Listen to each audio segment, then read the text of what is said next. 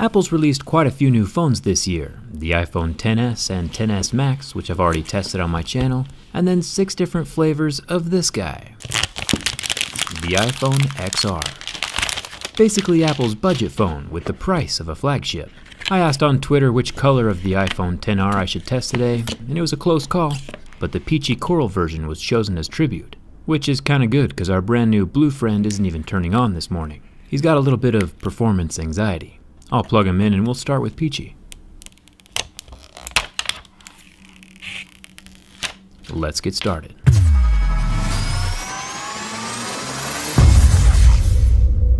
Inside the box we have the standard slow charger, along with the lightning headphones that you can't use anywhere else, and the proprietary lightning cord, with no dongle for the missing headphone jack.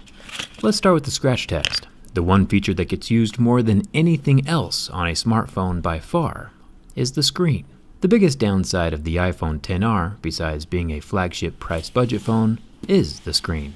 There's been a 1080p resolution standard across computer screens, TVs, and cell phones for the past 3 years. Staying healthy.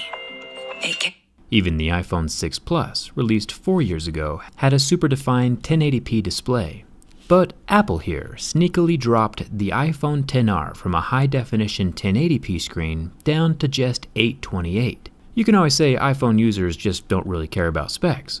But there's a line that got crossed when Apple takes advantage of that and keeps the high price of $800 after tax while handing out hardware from 5 years ago. Glass is still glass though, and scratches at a level 6 with deeper grooves at a level 7. Apple's never been a leader in screen resolution, but going backwards in technology is a slap in the face to unsuspecting customers.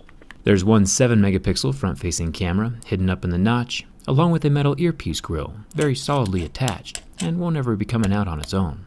Another difference between the XS and XR is the build material. While the more expensive XS is made from stainless steel, the regular expensive XR is made from softer aluminum.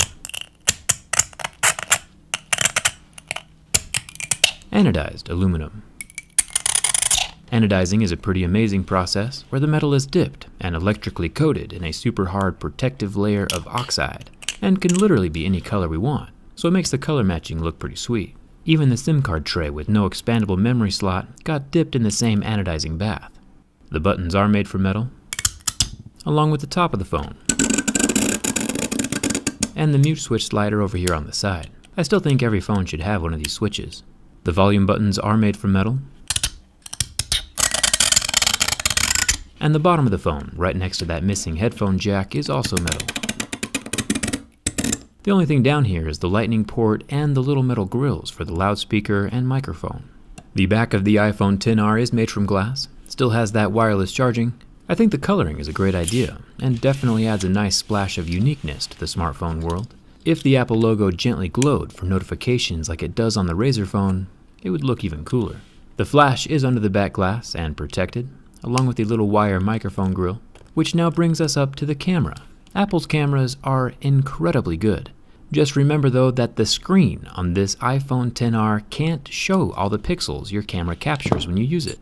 Kinda blows my mind. Let's say you take a picture and post it to Instagram.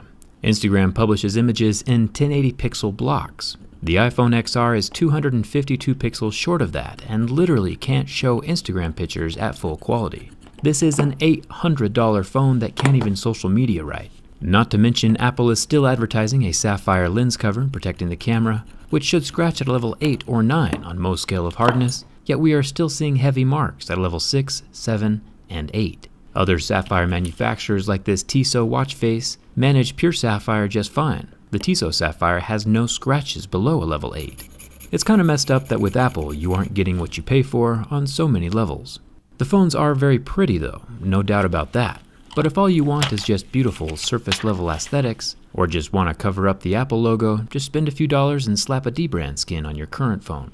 Then use the rest of the money you had saved to literally book a round-trip ticket to Hawaii. You can get to Hawaii and back from basically anywhere in the USA for the price of this phone. The inexpensive skins are linked in the description. Huge thanks to D-brand for sponsoring this video and inspiring colorful phones everywhere. Not to mention, if you purchased basically any other phone in the past 3 years, you'll be able to Instagram at full quality on your trip. You might be like, but Jerry, what about YouTube? Is the YouTube app still going to work okay with this lower resolution screen? Yeah, it works.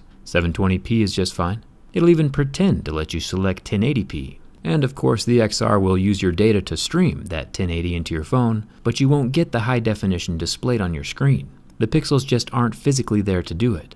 Of course, if you see someone who has or loves this phone, there's no need to make fun of them. Remember, they are just 252 pixel rows short of the full picture, and not quite all the way there hardware-wise if you catch my drift. The iPhone XR is a 6.1-inch 828 by 1792 IPS LCD, and lasted 10 seconds under the heat from my flame, going completely black and turning off. It's kind of a risk to burn pixels on the XR when it doesn't have any to spare in the first place, but they all did make it back to life with a full recovery. Now it's time for the bin test. Apple is using the stronger 7000 series aluminum on the iPhone XR, so it should be solid, but the only way to find out for sure is with a structural flex. Bending from the front yielded no movement in the phone, no kinks in the frame or bending in the body. Bending from the back got the slightest of flexes, but nothing to get excited about. Our little orange friend is built like a solid, low-resolution brick. If Apple charged $500 or maybe even $600 for this hardware, I'd be pretty pumped. But charging $800 after tax for this is like robbing an old folks' home. Yeah, it's easy, and your targets won't notice, but it's just wrong.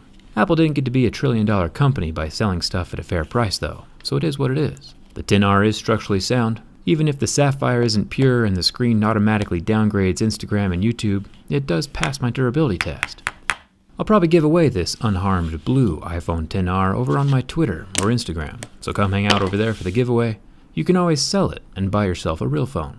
Customize your current phone with a D-brand link in the description, and thanks a ton for watching. I'll see you around.